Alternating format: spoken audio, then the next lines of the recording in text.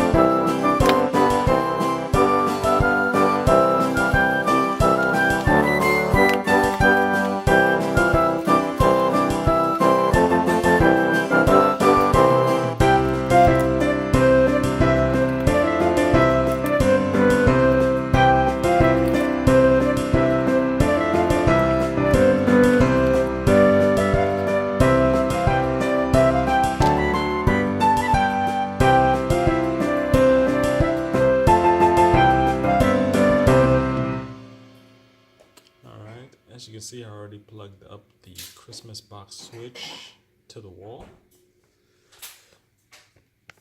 And I plugged up the tree to the other end of the switch box. All I gotta do, switch this flip this switch, and the tree should light. Flipping it on. Hey, off. On. Off.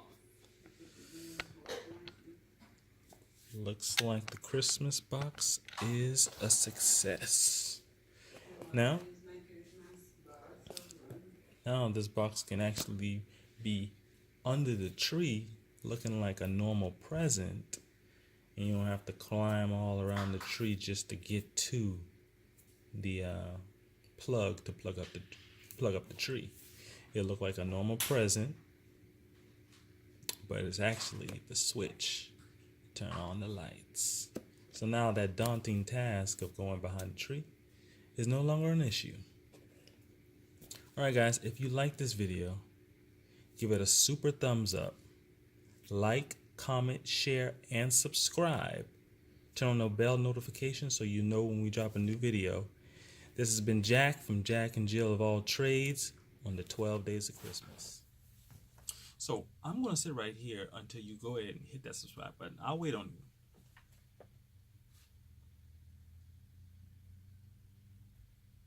All right, now hit the notification button. I'll wait. I'm still waiting.